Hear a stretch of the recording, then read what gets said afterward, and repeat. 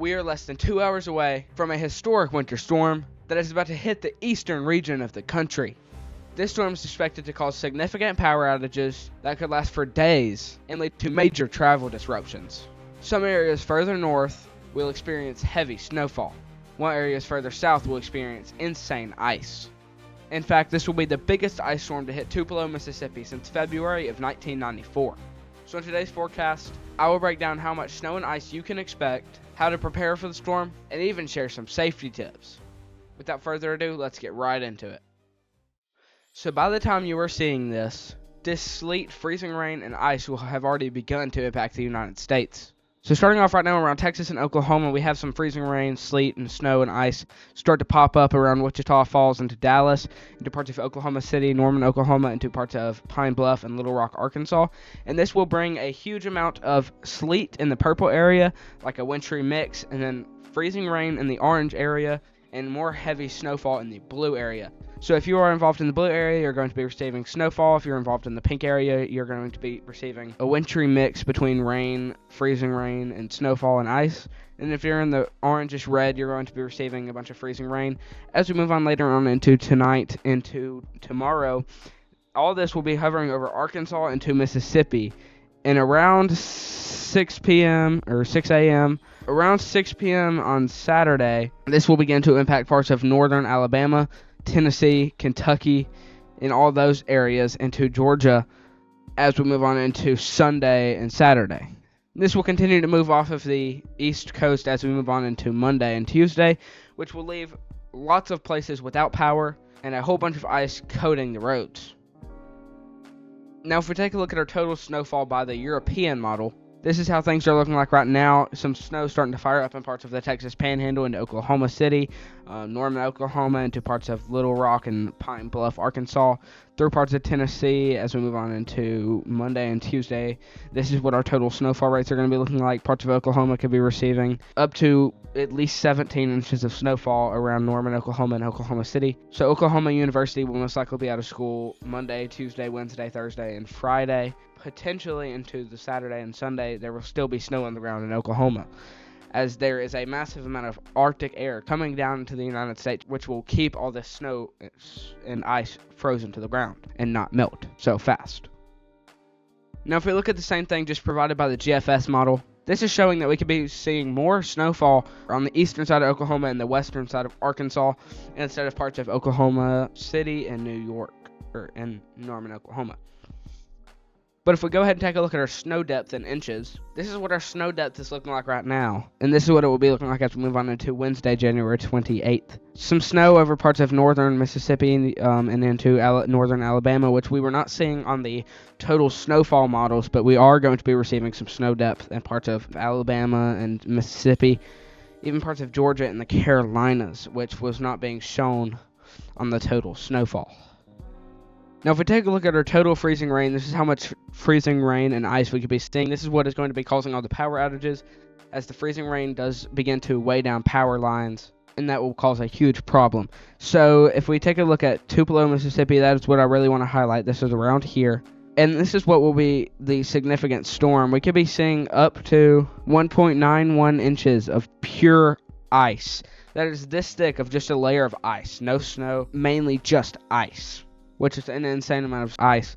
But as we move on to parts of Georgia and South Carolina, 1.91 inches, 2.42 inches of straight ice in parts of the Georgia-South Carolina border.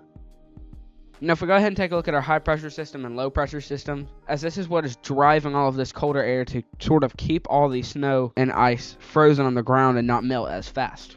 So there's this high pressure system hovering over parts of Wisconsin, Minnesota, North Dakota, bringing temperatures well below 30 degrees in the negatives into parts of Michigan, Wisconsin, areas like that.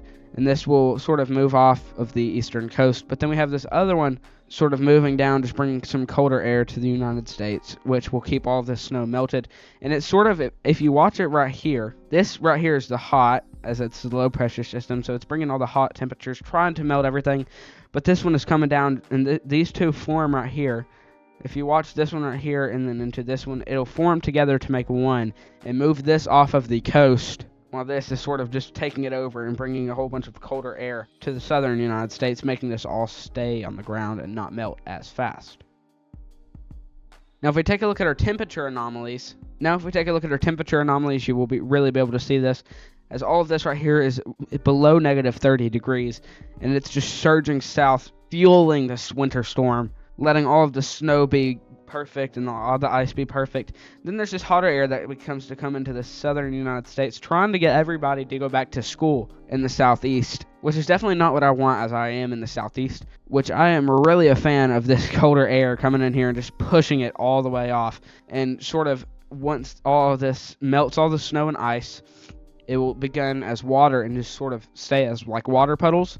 But the colder air is coming behind, freezing all the water puddles, turning that into ice, which could disrupt travel and much more. But I'm a huge fan of it, as it sweeps in Monday and will most likely get me out of school, and a lot of areas out of school in the southeast. Now let me tell you some safety tips.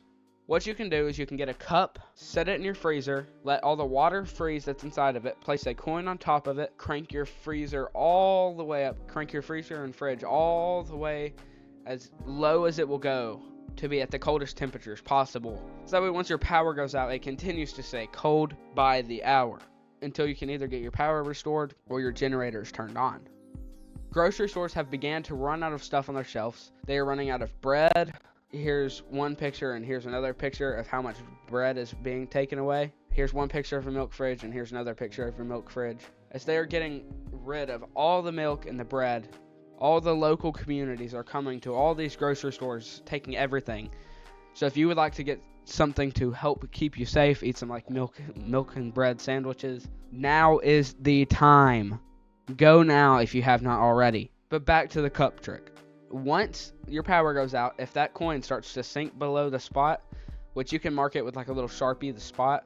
Once the coin starts to go below that little spot, you know that the freezer is starting to lose its colder air and that water is starting to melt. So that means all your food will be starting to spoil and all your meats will not be good anymore. If you think that your freezer or fridge stayed cold during that power outage, so whenever you got power restored, you thought it was still good and didn't throw the meats out, whenever you go down the road and you try to eat those meats and you get super sick, you'll be like, they must not have made it through that power outage. So like I said, if that coin goes below that mark, make sure that you need to throw that food out as soon as the power outage is over. Number 2, what you can do is you can get your food, get a cooler, and once all this snow starts to fall and all the ice starts to freeze, after your fridge is out for about 3 hours or so, but you have not opened it more than twice to keep all the colder air inside of it, what you can do is you can put everything that's still good in that freezer, chop up all the ice and snow, and pour that in the cooler. You can just leave your cooler in a colder area of the house, or even just like in the back porch. Make sure the cooler is closed though, with a whole bunch of snow and ice in it, and make sure that the snow and ice doesn't have any creatures or critters that could eat your food. Sorry this video was pretty rushed. Just got done with a live weather briefing, and I will be doing another live coverage tonight, Saturday, Sunday, and even Monday if I have to, with over thousands of cameras and live storm chasers. Once the storm begins to kick off and we get a whole bunch of like snow squall warnings, I will go live to do winter coverage, like I said, with the thousands of cameras, hundreds of thousands of cameras all across the United States, as well as a whole bunch of storm chasers. Huge shout out to Storm Chaser 575. You can click right here to subscribe to him. He let me use his thumbnail for my live stream. You can click right here to watch a video from Storm Chaser Chad on how to prepare for this. It's not a very long video, but you can also click right here to subscribe to me. Anyway, thanks for tuning in, everybody. I will see y'all in the next video. Make sure to tune into my live stream today, and I will see y'all next time. Thanks for tuning in. Peace.